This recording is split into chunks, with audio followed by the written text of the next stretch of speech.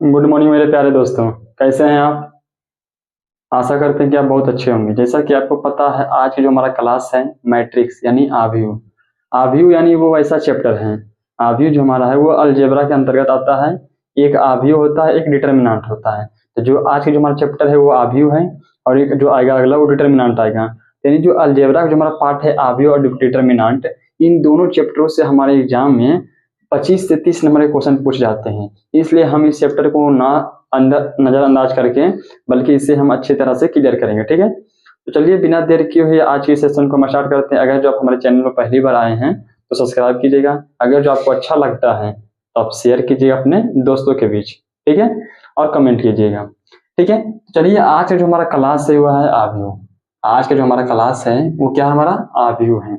आव्यूह जो हमारा क्या आज का क्लास है। आव्यूह देखिए क्या होता है। आप ये समझते हैं, जैसे देखिए एक चक्रव्यूह आप समझे होंगे, आप देखे होंगे महाभारत वाले सुने होंगे। एक आव्यूह होता है चक्रव्यूह। आप सुने होंगे क्या है चक्रव्यूह। एक चक्रव्यूह का आप नाम सुने होंगे, चक्रव्यूह। ये वही चक्रव्यूह है जिसमें अभिमन्यु, जो महाभारत का जो अभिमन्यु था ना, महाभारत महाभारत का जो अभिमन्यु था, इसमें क्या हुआ था, ये चक्रव्यूह में फंस गया था। ये चक्रव्यूह और आव्यूह होता क्या है, दोनों में अंतर क्या है। चक्रव्यूह, चक्र मतलब क्या हो गया, गोल हो गया। चक्र में क्या हो गया, गोल यानी गोलाकार हो गया। यानी देखिए चक्रव्यूह जो होता था ना, इसमें चक्रव्यूह जो हमारा होता था ये सेना का होता था। क्या होता था, सेना का गोला में जो सजाते थे ना, सेना को गोले में, मतलब गोलेकार मतलब गोलाकार में सेना को जो सजाया जाता था। चक्रव्यूह में सब कई पाठक पाठक क्या होते थे, फाटक होते थे। तो चक्रव्यूह एक था, आप नाम सुने होंगे चक्रव्यूह का, एक आव्यूह का। तो चक्रव्यूह आपने सुना होगा ना महाभारत में, जिसमें अभिमन्यु मारा गया था। ठीक है, तो चक्रव्यूह जो होता है ना, ये चारों, ये क्या होता है, गोल होता है। चक्रव्यूह जो होता है हमारा वृत्ताकार होता है। कैसा होता है, वृत्ताकार। चक्रव्यूह जो हमारा होता है वो होता है कैसा, वृत्ताकार। ये वृत्ताकार में जो यहाँ सजाते थे चक्रव्यूह में, वो कैसे सजाते थे, सेना को सजाते थे। चक्रव्यूह में हम लोग सेना को सजाते थे, चक्रव्यूह में हम लोग सेना को सजाते थे। लेकिन ये हमारा पढ़ना क्या, आव्यूह। ये चक्रव्यूह अलग चीज है, जिसका निर्माण किए थे द्रोणाचार्य। ठीक है, तो सब बात हमारे छोड़िए, ये चक्रव्यूह क्या था ये हम बता दिए। क्या कुछ आव्यूह से रिलेटेड जो हमारा होता है वो चक्रव्यूह होता है। तो चक्रव्यूह में हम लोग किसे सजाते हैं, तो सेना को सजाते थे। लेकिन हम लोग को जो पढ़ना है वो क्या है, आव्यूह। हम लोग को पढ़ना जो हमारा क्या है, आव्यूह। तो देखिए आव्यूह क्या होता है। आव्यूह में समझें, एक आयताकार लीजिए। ये आज जो हमारा क्लास है ये इंट्रोडक्शन का है, इसके अगले क्लास आएगा टोटल क्वेश्चन इसका। ठीक है, तो देखिएगा आव्यूह क्या होता है। बोलता है ना, देखिए मान लीजिए वास्तविक या आभासी संख्या, वास्तविक या काल्पनिक संख्या जो भी हो हमारा, वास्तविक की संख्या या समिश्र संख्या, वास्तविक संख्या और समिश्र संख्या को अगर जो आप आयताकार रूप में सजा रहे हैं, आयताकार रूप में आप सजा रहे हैं, तो ही आपका क्या हो गया, आव्यूह। यानी आव्यूह का जो हम लोग जानेंगे परिभाषा, समझिएगा, हल्का सा डेफिनेशन समझ लीजिएगा, ज्यादा कुछ करना नहीं है। इसका नोट्स आप लोगों के पास होगा ही है। तो देखिए आव्यूह जो बोलता है ना, ये बोलता है कि वास्तविक या समिश्र संख्या, क्या बोलता है, वास्तविक या समिश्र संख्या, वास्तविक या समिश्र संख्या को अगर जो आप आयताकार रूप में सजा रहे हैं, किस रूप में, आयताकार रूप में अगर आप सजा रहे हैं, आयताकार रूप में सजा रहे हैं, तो वही आपका क्या कहलाता है, तो वही जो संरचना का जो निर्माण होता है, आयताकार रूप में जो सजा रहे हैं, तो इससे जो संरचना का जो निर्माण होगा, जो संरचना का जो निर्माण होगा वो हमारा कहलाएगा आव्यूह। जैसे मान लिया जाए, मान लिया वास्तविक संख्या 2 4 6 5 3 2 1 2 3। ये देखिए जो हमारा क्या हो गया, इसको हम लोग बड़ी ब्रैकेट और, ठीक है, ये हम लोग दे दिए, ये क्या हो गया हमारे आयताकार रूप हो गया। कैसा रूप हो गया, आयताकार रूप हो गया ना। इसी को हम लोग बोलते हैं आव्यूह। इसी को हम लोग क्या बोलते हैं, आव्यूह। इसी को हम लोग क्या बोलते हैं, आव्यूह। तो समझिएगा, ये आव्यूह बोल दिया कि वास्तविक संख्या या समिश्र संख्याओं को आयताकार रूप में सजाने के तरीके को, सजाने के तरीकों क्या बोलते हैं, आव्यूह बोलते हैं। ठीक है, तो देखिएगा आव्यूह जो होता है ना, हमें आव्यूह जो होता है हमारा, आव्यूह के हम लोग सजाते हैं ना, वो देखिए बड़ी ब्रैकेट, किस ब्रैकेट से, बड़ी ब्रैकेट, बड़ी या छोटी ब्रैकेट, कभी कभार छोटी लेता है, लेकिन ज्यादातर जो होता है ना बड़ी ब्रैकेट ही लिया जाता है। बड़ी ब्रैकेट या छोटी ब्रैकेट, ज्यादातर बड़ी ब्रैकेट ही चलता है, इसलिए कम जगह यूज होता है। ठीक है, और समझिएगा इसके जो अंदर जो हमारे देखिए जो अवयव लिए गए हैं, जैसे ये हो गया 2 4 6 5 3 2 1 2 3, ये सब जितनी संख्याएं हैं इसको हम लोग बोलते हैं, जानते हैं क्या बोलते हैं? अवयव। क्या बोलते हैं? अवयव। हम लोग ने अवयव बताए थे कि किसी भी पदार्थ को, केमिस्ट्री में पता होगा कि कोई भी पदार्थ जिस संघटक से या जिस परमाणु या जिस कणों के द्वारा बना होता है उसे बोलते हैं अवयवी कण। तो यहाँ जो अवयव जो हमारा होता है ना, ये देखिए जिस संख्याओं से बना है अवयव, जिस संख्याओं से मिलकर बना होता है उसी संख्या का अवयव का क्या कहते हैं? अवयव कहते हैं। देखिए इसमें कितने अवयव हो गए? यहाँ पर आपके अवयव कितने हो गए? 9 अवयव। यहाँ पर अभी जो अवयव हो गए कितने हो गए? 9 अवयव। ठीक है, तो अवयव जो बोल दिया कि वास्तविक समय संख्याओं को आयताकार रूप में अगर आप सजा दिए हैं तो क्या हो गया? हमारा अवयव हो गया। अवयव को हम लोग बड़ी ब्रैकेट या छोटे ब्रैकेट के अंतर्गत ही रखते हैं। अवयव के जो अवयव होते हैं उसे कैपिटल अल्फाबेट से समझिएगा, कैपिटल अल्फाबेट। कैपिटल अल्फाबेट से आपको जानते हैं अवयव को दर्शाते हैं। कैपिटल अल्फाबेट को अवयव को दर्शाते हैं, कैपिटल अल्फाबेट से अवयव दर्शाते हैं। लेकिन स्मॉल अल्फाबेट, स्मॉल जो अल्फाबेट होता है इससे आप अवयव को दर्शाते हैं, इसको आप अवयव को दर्शाते हैं। जैसे अवयव हमारा देखिए, मान लीजिए जैसे हमारा हुआ ना, इसी को हम लिख सकते हैं ऐसे कि ये एक हमारा क्या है? अवयव है। ये क्या हमारा एक अवयव है। ठीक है, तो जो हमारा जो बोल दिए कि अवयव जो दर्शाते हैं ना वो कैपिटल अल्फाबेट से दर्शाते हैं, और बाकी जो अवयव के जो अवयव होते हैं, जो ये सब जो अवयव है ना 2 4 6 5 3 2, इसको स्मॉल अल्फाबेट से शुरू करते हैं। जैसे हो गया A B C D X Y Z, इसे दर्शाते हैं। लेकिन जो अवयव दर्शाते हैं हम लोग कैपिटल अल्फाबेट यानी A B C Z तक आप कुछ भी लेकर दर्शा सकते हैं। ठीक है, अब देखिए इसमें एक होता है रो और कॉलम। अवयव जो हमारा होता है एक होता है रो और कॉलम। ये रो और कॉलम क्या होता है समझिएगा, ये रो और कॉलम क्या होता है? रो एक होता है कॉलम, रो एक होता है कॉलम। ठीक है, रो कॉलम, रो और कॉलम होता है। हम लोग रो को बोलते हैं क्या? पंक्ति। रो को बोलते हैं पंक्ति और कॉलम को बोलते हैं स्तंभ। रो को बोलते हैं पंक्ति और कॉलम को बोलते हैं स्तंभ। तो देखिएगा रो क्या होता है, रो और कॉलम क्या होता है? देखिएगा रो में क्या हुआ? पंक्ति हुआ, यानी जो पंक्ति जो हमारा होगा ना वो सुता हुआ होगा, यानी क्षैतिज रूप में होगा। पंक्ति जो हमारा होगा ये क्षैतिज रूप में होगा। ठीक है, तो पंक्ति जो हमारा होता है वो कैसा होता है? रूप में होता है क्षैतिज रूप में। लेकिन स्तंभ जो होता है हमारा क्या होता है? ऊर्ध्वाधर रूप में। किस रूप में? ऊर्ध्वाधर रूप में। तो समझिएगा यहाँ पर देखिएगा, अगर जो आप यहाँ देखिएगा तो इसमें पंक्तियों की संख्या कितनी होती है? देखिएगा यहाँ पंक्ति कौन कौन हो गया?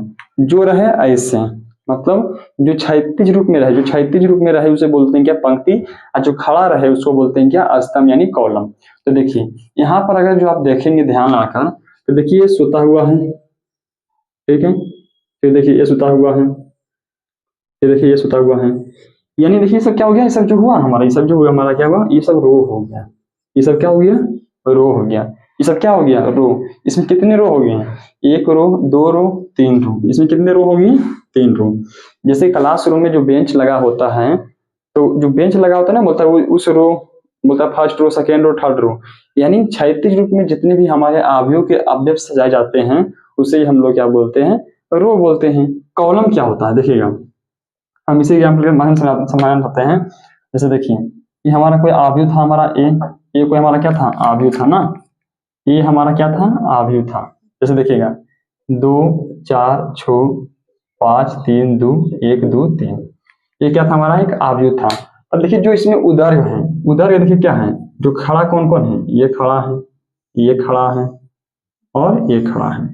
यानी ये सब जो हो गया ना हमारा, ये सब हो गया क्या? कॉलम। ये सब जो हो गया हमारा हो गया क्या? कॉलम, जिसको बोलते हैं आप स्तंभ। जिसको क्या बोलते हैं? स्तंभ।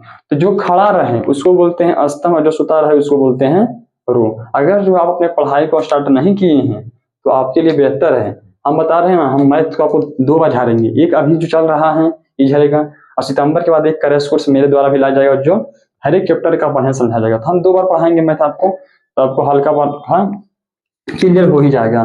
ठीक है, तो समझ गए। रो और कॉलम समझ गए। रो जो है हमारा सुता हुआ रहेगा, मतलब जो क्षैतिज रूप में रहेगा उसको बोलेंगे रो, और जो खड़ा रहेगा उसको बोलेंगे क्या, कॉलम। तो अब हम बोल सकते हैं कि जो होता है ना हमारे जो अल्फा, जो हमारा ये आव्यूह बना, ये कितने रो कितने कॉलम के होंगे, तो 3 रो 3 कॉलम, 3 रो 3 कॉलम, 3 रो 3 कॉलम। इसे 3 गुना 3 लिखते हैं, लेकिन पढ़ते हैं 3 गुना 3 नहीं। इसको अगर लिखिएगा तो देखिए इसको, अब देखिए ठीक है, हम बताते हैं इसके रुकिए हल्का सा। ठीक है, यहाँ तक समझ गए कि आव्यूह किसे कहते हैं, तो वास्तविक या सम संख्याओं को आयताकार रूप में सजाने के तरीके को क्या बोलते हैं, आव्यूह कहते हैं।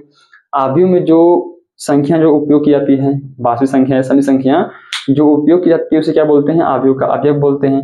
अवयव को स्मॉल अल्फाबेट से करते हैं, लेकिन आव्यूह को कैपिटल अल्फाबेट से करते हैं। आव्यूह में जो होता है एक रो होता है, एक कॉलम होता है, जो खड़ा होता है उसको बोलते हैं स्तंभ यानी कॉलम, और जो सुता होता है उसको बोलते हैं रो। ठीक है, यहाँ तक क्लियर हो गया। ओके, आव्यूह को हम लोग बड़ी ब्रैकेट या स्मॉल ब्रैकेट से सूचित करते हैं। यहाँ तक क्लियर।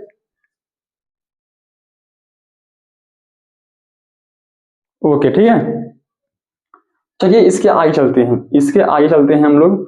देखिए इसके आगे क्या होता है, आगे हम लोग पढ़ेंगे कि इसके कोटि के बारे में, इसके प्रकार। आज हम पूरे ये जो हमारा क्लास है ना, अगर जो इस पूरा क्लास को कर लीजिएगा आप आराम से, तो आव्यूह आपको क्लियर हो ही जाएगा। ठीक है,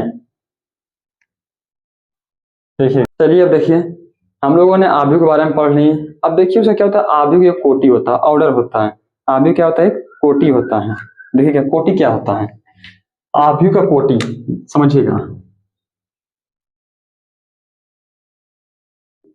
आव्यूह का कोटि इसको बोलते हैं order of matrix, order of matrix. ठीक है, इसको बोलते हैं हम लोग order of matrix, order of matrix. देखिए क्या होता है, आव्यूह कोटि क्या होता है, बोलता है देखिए, मान लीजिए हम ले लिए कौन आव्यूह ले लिए, मान लीजिए देखिए हम एग्जांपल के रूप में एक आव्यूह लेते हैं। ठीक है, जैसे मान लीजिए हमारा कोई ए बराबर ले लिए एक आव्यूह ले लिए 2 3 4 5। ठीक है, ये हम ले लिए क्या, एक आव्यूह। ये बोलता है आयताकार रूप में न है। वर्ग जो होता है हमारा वो आयताकार के रूप में आता है, आयत के अंतर्गत आता है वर्ग। ठीक है, ये मान लीजिए हमको एक आव्यूह ले लिए। ठीक है, इसमें देखिएगा, इसमें आपको बताना है इसमें रो और कॉलम कितना है। इसमें बताइए इसमें रो कितना है, कहाँ गया भाई, देखिएगा इसमें रो कितना है, पहले बताइए रो कितना है, यानी नंबर ऑफ रो कितना है, चलिए बताइए। रो कितना है और कॉलम कितना है।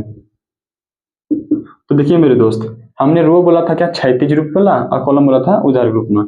तो रो हमारा कितना हो गया 2, कॉलम कितना हो गया 2। ठीक है, रो भी 2 हो गया, कॉलम भी 2 हो गया। ठीक है, तो वही बोलता है किसी भी आव्यूह का, कोटि बोलता है किसी भी आव्यूह का पंक्तियों की संख्या, रो को हम लोग क्या बोलते हैं, पंक्ति बोलते हैं, और कॉलम को बोलते हैं स्तंभ। तो किसी भी आव्यूह के पंक्तियों और कॉलम की संख्या, यानी किसी भी आव्यूह के पंक्तियों की संख्या तथा स्तंभों की संख्या के कार्तीय गुणनफल, कार्तीय गुणनफल को क्या बोलते हैं, आव्यूह की कोटि बोलते हैं। अब ये कार्तीय गुणनफल क्या होता है वो समझिएगा।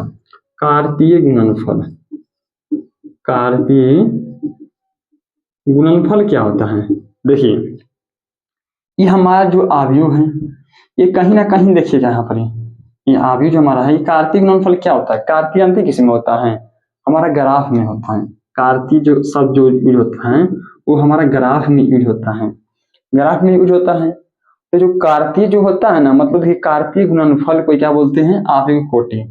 तो ग्राफ देखिए, मान लीजिए हम कोई भी ग्राफ बनाते हैं, कोई भी हम लोग ग्राफ बनाते हैं, ये हमारा होता है एक्स एक्सिस, ये हमारा क्या होता है वाई एक्सिस। ठीक है, तो इसमें क्या होता है कि पहले हम लोग लिखते हैं एक्स को, फिर लिखते हैं वाई को। पहले हम लोग किसको लिखते हैं, एक्स को लिखते हैं, फिर लिखते हैं वाई को, किसमें, ये ग्राफ में। ठीक है, कोऑर्डिनेट ज्योमेट्री जो होता है हमारा, निर्देशांक ज्यामिति में हम लोग पढ़ते हैं ग्राफ। तो देखिए ये हमारा एक्स एक्सिस हो गया, ये हमारा वाई एक्सिस हो गया। ठीक है, तो वही बोलता है कि कार्तीय गुणनफल, कार्तीय गुणनफल मतलब जो यहाँ एक्स और वाई जो आप लिए हैं ना, इसी को आप गुणनफल कर दीजिए। जो आपका ये एक्स और वाई है, इसी को अगर आप गुना कर देते हैं तो ये हमारा क्या हो जाता है, आव्यूह की कोटि कहलाती है। यानी किसी भी आव्यूह के पंक्तियों की संख्या तथा स्तंभों की संख्या के कार्तीय गुणनफल को क्या बोलते हैं? आव्यूह कोटि। यहाँ समझना था कि पहले रो को ही क्यों लिखा जाता है। इसमें अगर आप लिखेंगे ना, इसे अगर कोटि बनाना चाहेंगे कि इसका इस आव्यूह का अगर आप कोटि बनाना चाहेंगे, इस आव्यूह का कोटि बनाएंगे, इसमें होता है 2 रो 2 कॉलम, 2 रो 2 लिखिएगा 2/2। इसे गुना नहीं पढ़ना है, ये भले गुना लिखा हुआ लेकिन इसको गुना नहीं पढ़ना है, इसको पढ़ना है y 2/2। कोई पूछ सकता है कि यह कितने ऑर्डर का, कितना ऑर्डर का यह मैट्रिक्स है? 2/2, 2/3, 1/3, 4/3, जैसा रहेगा वैसे बोलना है। तो यहाँ पर देखिए दोनों सेम था तो आप समझ गए कि 2 गुने 2 लिख दिया है। अगर जो यही आपकी जगह पर यही अगर हम दूसरा मैट्रिक्स लेते हैं b बराबर, अगर जो आपको ले लेते हैं 2 3 5 4 7 8, तो इसको हम लोग लिखते हैं जो आगे की कोटि होगा इसका, ये 2/3 होगा, 2 रो 3 कॉलम। इसमें कितने रो हैं? 2 रो है और 3 कॉलम है। इसके पीछे लॉजिक है कि आखिर रो को पहले क्यों लिखा गया, कॉलम को पहले क्यों नहीं लिखा गया। ये सवाल उठता है कि आखिर रो को पहले क्यों लिखा गया, कॉलम को क्यों नहीं लिखा गया। तो वही उसको बताता है आव्यूह कोटि को कि किसी भी आव्यूह के पंक्तियों तथा स्तंभों के कार्तीय गुणनफल को ही आव्यूह कोटि कहा जाता है। क्योंकि हम लोग कार्तीय गुणनफल यानी जो हम लोग पढ़ते हैं इसमें निर्देशांक ज्यामिति यानी जो हमारा ग्राफ वाला होता है उसमें एक्स एक्सिस होता है, वाई एक्सिस होता है। इसमें हम लोग पहले एक्स को लिखते हैं, इसमें हम लोग लिखते हैं पहले एक्स को, फिर लिखते हैं वाई को। तो यही जो ना हमारा एक्स वाई हो गया, यही कार्तीय तल हो गया, ये कार्तीय तल हो गया, ये एक्स कार्तीय तल, ये वाई कार्तीय तल। तो इन्हीं दोनों के गुणनफल को हम लोग क्या बोलते हैं? आव्यूह कोटि। इस कारण से पहले रो को लिखा जाता है फिर कोटि को लिखा जाता है। यानी आप समझ गए होंगे कि पहले रो क्यों आता है, कोटि बाद में क्यों आता है। ओके ठीक है। और देखिए ये हो गया। जैसे आप इसी को आप आव्यूह देखिएगा, आप इसी को देखिएगा तो आपको देखिए संरचना एक बनेगा। जैसे मान लीजिए ई हमारा आव्यूह है, ई मान लीजिए है ना, इसको आप ऐसे लिखिएगा, ई ला, तो रो को ऐसे लिखिएगा। यानी कहीं ना कहीं ये भी हमारा जो बन रहा है ग्राफ बन रहा है, ये भी कहीं ना कहीं हमारा क्या बन रहा है? ग्राफ बन रहा है। आप नीचे वाला ले लीजिए, ये वाला ले लीजिए, ये कहीं ना कहीं हमारा क्या बन रहा है? ग्राफ का एक क्या दे रहा है? सेंस दे रहा है। एक ग्राफ का क्या दे रहा है? सेंस दे रहा है। यानी हम लोग कह सकते हैं आव्यूह कोटि को किसी भी आव्यूह के पंक्तियों की संख्या तथा कॉलम स्तंभों की संख्या के कार्तीय गुणनफल को क्या बोलते हैं? आव्यूह कोटि बोलते हैं। इस कारण से पहले रो को लिखा जाता है और बाद में कॉलम को। ठीक है, तो अगर जो कोई कोटि पूछे तो पहले रो को गिन लीजिएगा, रो गिन लिए फिर कॉलम को गिन लीजिएगा। पहले रो को बोलना है फिर कॉलम को बोलना है। पहले रो को क्यों बोले बाद में कॉलम को क्यों बोले, तो उसका भी हम बता दिए कि कैसे क्या होता है। हम लोगों ने कार्तीय तल के बारे से बता दिया है। ठीक है, यहाँ तक क्लियर हो गया? ओके, यानी आप लोगों ने आव्यूह कोटि समझ लिया। देखिएगा, चलिए एक आव्यूह हम लेते हैं सी बराबर, मान लीजिए एक्स बराबर आव्यूह लेते हैं 5 3 2। चलिए इसमें बताइए कितने रो कितने कॉलम हैं? इसमें बताइए कितने रो हैं और कितने कॉलम हैं? इसमें कितने रो हैं कितने कॉलम हैं? तो देखिएगा मेरे दोस्त, रो क्या होता है? सुता हुआ। रो क्या होता है? सुता हुआ। तो सुतल का गो है? 1 गो 2 गो 3 गो। यानी हम इसको बोल सकते हैं रो की जो कॉलम हो गया हमारा, रो जो है रो ऐसे में होता है, हाँ, एक्स एक्सिस में, और कॉलम जो होता हमारा होता है वो वाई एक्सिस में। यहाँ देखिए रो का हो गया 1 2 3, यानी 3 रो हो गया।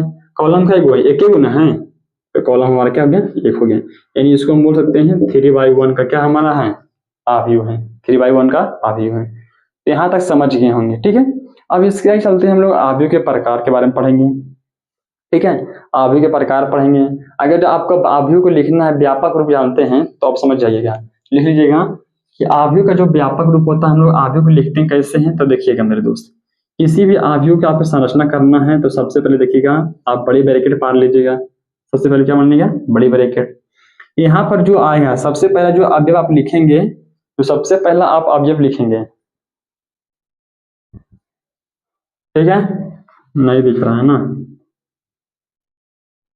देखिए सबसे पहले जो आप अवयव लिखेंगे, सबसे पहला अवयव उसे लिखिएगा A11, पहला रो पहला कॉलम। ठीक है, दूसरा लिखिएगा पहला रो दूसरा कॉलम, तीसरा लिखिएगा पहला रो तीसरा कॉलम।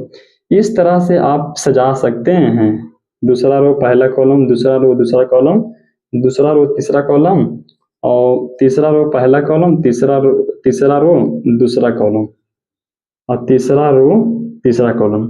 तो देखिए ये क्या आपका हो गया, आव्यूह का व्यापक रूप हो गया। यहाँ समझिएगा, ये आपका जो हो गया ना, ये आव्यूह का व्यापक रूप हम लोग लिखे हैं। पहले जो अवयव आएगा, जो हमारे यहाँ पहला जो अवयव आएगा, ये देखिए हमारा क्या हो गया, ये पहला रो इधर हो गया, समझिएगा, ये हमारा पहला रो हो गया, ये हमारा क्या हो गया, पहला कॉलम। यानी जो यहाँ वाला जो अवयव है, हम लोग इसको बोल सकते हैं A11, A11, यानी पहला रो पहला कॉलम का जो अवयव हमारा हो गया वो A11 हो गया। देखिए दूसरा क्या हो गया हमारा, ये है, ये पहला रो हमारा है, ये क्या हमारा, ये पहला रो है, ये हमारा क्या है, दूसरा कॉलम है। नहीं तो समझ रहे हैं, इसको जो हम लोग बोलते हैं ना, इसको जो हम लोग बोलते हैं, इसको बोलते हैं R1, R बोलते हैं ना, यानी R को बोलते हैं किससे, रो से। इसको बोलते हैं R1, इसको बोलते हैं R2, इसको बोलते हैं C1, इसको बोलते हैं C2। यानी पहला कॉलम और ये दूसरा कॉलम, ये क्या हो गया हमारा, एक पहला कॉलम, ये हमारा हो गया दूसरा कॉलम। इसको हम लोग बोलते हैं R1 यानी पहला रो, इसको बोलते हैं R2 दूसरा रो। इसी तरह से हम यहाँ पर लिख सकते हैं, इसको हम लोग लिखते हैं C1, इसको हम लोग लिख सकते हैं C1 यानी पहला कॉलम, इसको C2 दूसरा कॉलम, इसको लिख सकते हैं तीसरा कॉलम, इसको लिख सकते हैं R1, इसको लिख सकते हैं R2, पहला रो दूसरा कॉलम। ठीक है, तो वही यहाँ पर हम बताए हैं कि पहला रो हमारा ये हो गया, ये पहला कॉलम हो गया, इसको क्या लिखेंगे, A11। दूसरा रो पहला रो दूसरा कॉलम, A12। इसी तरह से जैसा रहेगा, पहला रो तीसरा कॉलम, दूसरा रो पहला कॉलम, दूसरा रो दूसरा कॉलम, दूसरा रो तीसरा कॉलम। इसी तरह से आपको लिखना है, तीसरा रो पहला कॉलम, तीसरा रो दूसरा कॉलम, तीसरा रो तीसरा कॉलम। तो यही आपको जो आपका जो हो गया, ये आव्यूह का व्यापक रूप हो गया। ठीक है, इस तरह से आपको नहीं समझे होंगे, लेकिन आज बहुत बढ़िया समझ गए होंगे। ठीक है, ये आप क्या हो गया, आव्यूह का व्यापक रूप। अब देखिए मेरे दोस्त, बिना समय गवाए हुए हम लोग क्या लिखते हैं, इसके प्रकार को जानते हैं। ठीक है, इसके प्रकार को हम लोग जाने।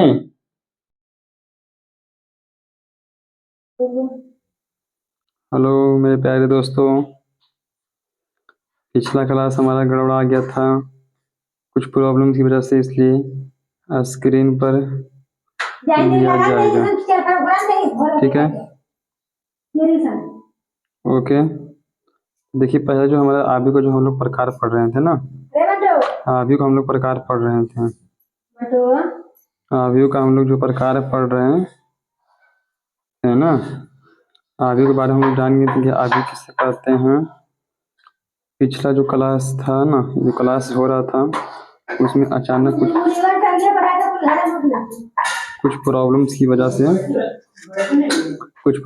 वजह से हमारा जो क्लास जो लिया जा रहा है, स्क्रीन पर लिया जा रहा है। ओके, ठीक है, तो देखिएगा मेरे दोस्त, क्या होता है।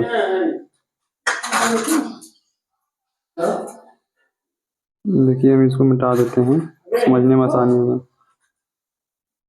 ठीक है,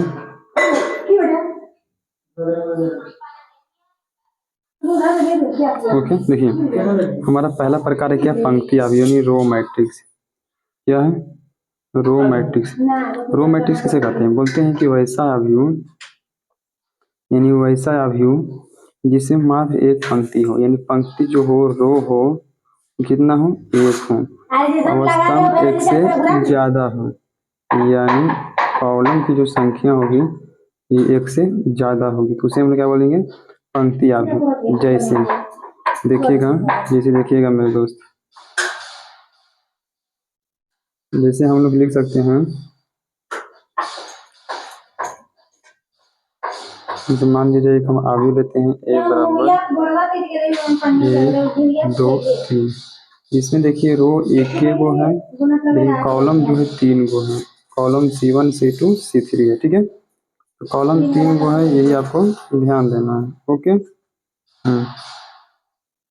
देखिए दूसरा हमारा हो गया स्तंभ आव्यूह। दूसरा हो गया स्तंभ आव्यूह यानी कॉलम मैट्रिक्स, जिसमें मात्र एक स्तंभ हो लेकिन पंक्तियां एक से ज्यादा हो। मतलब जो रो होंगे वो ज्यादा होंगे, किसमें से, एक से ज्यादा होंगे, लेकिन कॉलम जो होंगे वो एक होंगे, तो उसी हम लोग क्या बोलेंगे, स्तंभ आव्यूह। जैसे मान लिया जाए एक आव्यूह हम लेते हैं ऐसे 1 2 3। देखिए इसमें कॉलम रो कितना है, R1 R2 R3, यानी रो 3 गो है, लेकिन कॉलम की बात की जाती है तो कॉलम एक गो है, C1। तो ये हमारा क्या हो गया, अस्तंभ आव्यूह। तीसरा है एकल आव्यूह, जिसमें रो भी एक हो और कॉलम भी एक हो, उसी को बोलते हैं क्या, एकल आव्यूह। जैसे जैसे मान लीजिए एक आव्यूह ले लिए दो, इसमें यही रो है और यही कॉलम है, यानी एक रो एक कॉलम, इसे क्या बोलेंगे, एकल आव्यूह। इसके आगे चलेंगे, क्षैतिज आव्यूह। बोलता है ऐसा आव्यूह जिसमें पंक्तियों की संख्या स्तंभों की संख्या से कम हो, यानी रो का जो जो है ना, रो जो होगा वो कॉलम से क्या होगा, कम होगा, तो उसी को बोलेंगे क्या, क्षैतिज आव्यूह। जैसे मान लीजिए एक आव्यूह ले लिए हम, 1 2 3 4 5 6, इसमें रो दो गो है, R1 और R2 है, लेकिन कॉलम जो हमारा है एक C1 है, एक C2 है, एक C2 है, एक C3 है। यानी हम लोग कह सकते हैं कि जो हमारा जो जो था 1 2 3 4 5 6, इसमें कॉलम हो गया एक कॉलम, दो कॉलम और तीन कॉलम। लेकिन अगर बात की जाए रो की, अगर बात की जाए रो की, तो रो हमारा एक रो, एक दो रो, कहीं ना कहीं जो रो हमारा है वो कॉलम से क्या है, कम है, इसी को बोलते हैं क्या, क्षैतिज आव्यूह। अगला चलते हैं उर्ध्वाधर आव्यूह, जिसको बोलते हैं उदर आव्यूह, वर्टिकल मैट्रिक्स। इसको बोलते हैं कि वैसा आव्यूह जिसमें स्तंभों की जो संख्या हो, स्तंभों की संख्या जो हो पंक्तियों की संख्या से कम है, यानी इसमें कॉलम कम होगा किससे, रो से, इसी को बोलते हैं क्या हम लोग, स्तंभ आव्यूह। इसे क्या बोलते हैं, स्तंभ आव्यूह, जिसे बोलते हैं वर्टिकल मैट्रिक्स, वर्टिकल मैट्रिक्स। जैसे देखिएगा, मान लीजिए एक आव्यूह हम ले लिए 1 2 3 4 5 6, तो देखिए इसमें रो का वो हो गया 3 गो, R1 R2 और R3, रो 3 गो हो गया। लेकिन कॉलम देखिएगा, कॉलम देखिए कितना हो गया, कॉलम देखिएगा यहाँ पर कॉलम कितना हो गया, कॉलम देखिए मेरा एक कॉलम ये हो गया, एक कॉलम ये हो गया, यानी कॉलम हमारा 2 है। लेकिन रो का बात ध्यान दीजिएगा, जब रो देखिएगा तो रो हो गया 1 2 3, यानी हम कह सकते हैं जो दर्ग आव्यूह होता है हमारा, वर्टिकल मैट्रिक्स जो होता है, उसमें रो जो होता है क्या होता है, ज्यादा होता है, किससे, कॉलम से, इसी को हम लोग बोलते हैं दर्ग आव्यूह। अगला है वर्ग आव्यूह, तो वैसा आव्यूह जिसमें रो और पंक्तियां, मतलब रो और कॉलम क्या हो, बराबर हो, उसी को बोलते हैं वर्ग आव्यूह या स्क्वायर मैट्रिक्स। जिसमें रो बराबर कॉलम, जिसमें रो बराबर कॉलम है, जिसमें रो बराबर कॉलम हो, उसे बोलते हैं क्या, वर्ग आव्यूह। जैसे वर्ग आव्यूह, जैसे मान लीजिए ये बराबर मान लेते हैं 1 2 3 4, इसमें देखिए रो भी हमारा क्या गो है, 2 गो है, रो भी 2 गो है ना, रो भी 2 गो है, कॉलम भी 2 गो है, रो भी 2 गो है, कॉलम भी 2 है, तो उसी को हम लोग बोलते हैं क्या, वर्ग आव्यूह। यानी रो बराबर जब कॉलम हो जाए हमारा, तो उसी को बोलते हैं हम लोग क्या, वर्ग आव्यूह। अगला है शून्य नल आव्यूह, जीरो मैट्रिक्स जिसको बोलते हैं वैसा आव्यूह जिसके अवयवी जो होते हैं, अवयव होते हैं वो शून्य होते हैं। जैसे जैसे 0 0 0 0, ये सब जो हमारा हो गया, सब जो हो गया ना हमारा, ये देखिए R1 हो गया, ये R2 हो गया, ये R1 R2 से हमको मतलब नहीं है, C1 C2 ये सब से हमको कोई मतलब नहीं है, हमको मतलब है सिर्फ किससे, अवयव से। 0 0 0 0, ये हमारा हो गया क्या, ऑर्डर मैट्रिक्स, इसको बोलते हैं शून्य मैट्रिक्स। क्या बोलते हैं, शून्य मैट्रिक्स। इसे जानते हैं, ओ से दर्शाते हैं, किसे दर्शाते हैं, ओ से। यहाँ दिले रहेगा, जैसे ओ रहेगा, बड़का ओ रहेगा, तो समझ जाए क्या है, जीरो मैट्रिक्स। क्या है, जीरो मैट्रिक्स, जीरो मैट्रिक्स है, ठीक है। इसका एग्जाम्पल हो गया क्या, आप जीरो भी ले सकते हैं, आप 0 0 0 भी ले सकते हैं, मतलब जहाँ जीरो हो समझिए, शून्य हो। अगला अवयव हमारा है विकर्ण अवयव। विकर्ण अवयव बोलते हैं डायगोनल मैट्रिक्स कि वैसा वर्ग है जिसमें विकर्ण के अलावा सभी अवयव शून्य है। जैसे देखिए, मान लीजिए एक अवयव लिए हम 2 0 0 3, ठीक है। तो देखिएगा यहाँ, जब देखिएगा इस अवयव में, इस अवयव में देखिएगा ये जो होता है देखिए, ये होता है विकर्ण। क्या होता है? ये जो हमारा होता है विकर्ण, ये हमारा होता है विकर्ण। वही बोलता है ऐसा अवयव जिसमें विकर्ण के अलावा, ये विकर्ण हो गया हमारा, ये यही हमारा विकर्ण होता है। विकर्ण ये नहीं होता है, विकर्ण इधर वाला नहीं होता है, विकर्ण हमारा होता है इधर वाला। ठीक है, विकर्ण हमारा यही होता है। तो विकर्ण के अलावा सभी अवयव क्या हो? शून्य हो। देखिए विकर्ण है, उसके अलावा कितने अवयव हैं?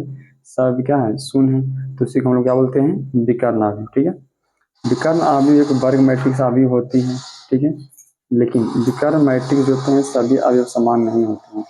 विकर्ण अवयव में सभी अवयव समान नहीं होना चाहिए।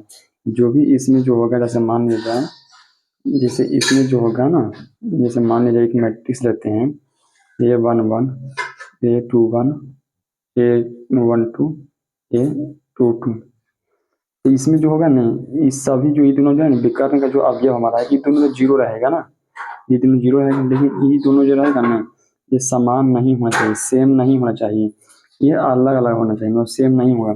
अगर जो सेम हो गया, अगर जो विकर्ण वाला सेम हो गया, तो हमारा हो जाएगा अदिश अवयव। वो क्या हो जाएगा हमारा? अदिश अवयव, जिसको बोलते हैं स्केलर मैट्रिक्स। क्या हो जाएगा?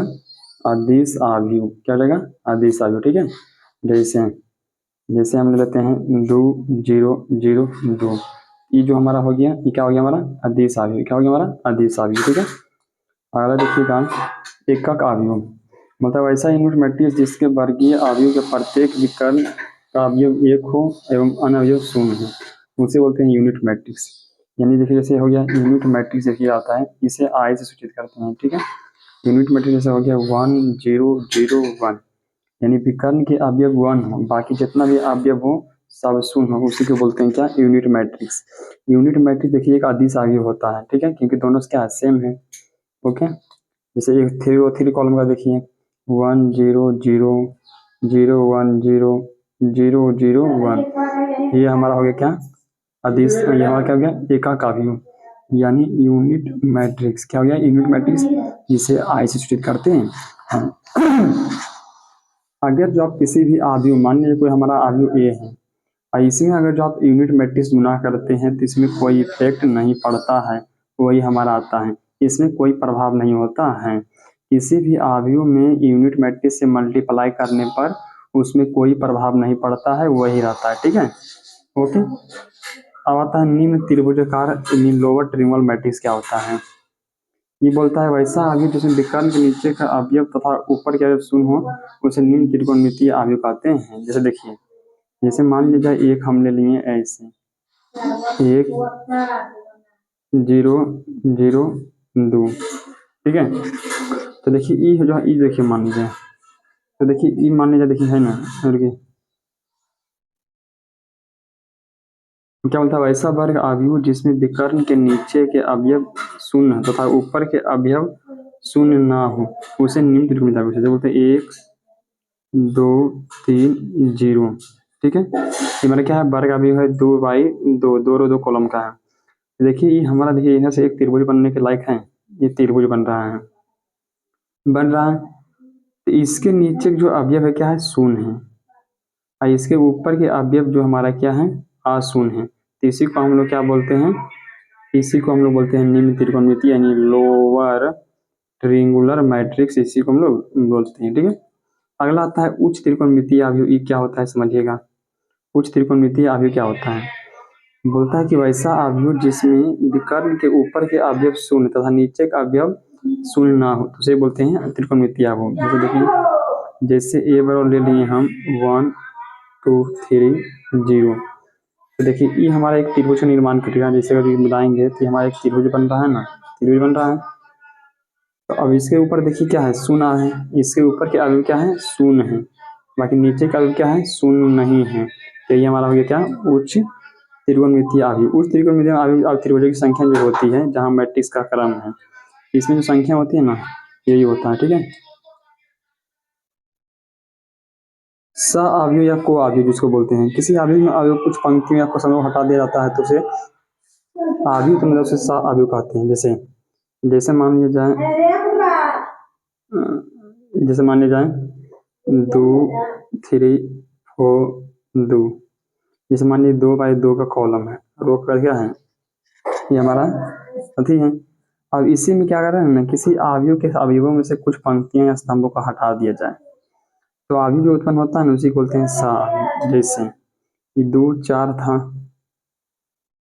इसको हटा देते हैं तो जो हमारा अवयव बनेगा इसी को बोलते हैं हम लोग सअवयव। ठीक है। अब नहीं, यहाँ तक हो गया दाइन, यहाँ तक हो गया दाइन। आपका जो होगा अवयव का जो हुआ इंट्रोडक्शन अब समाप्त हुआ।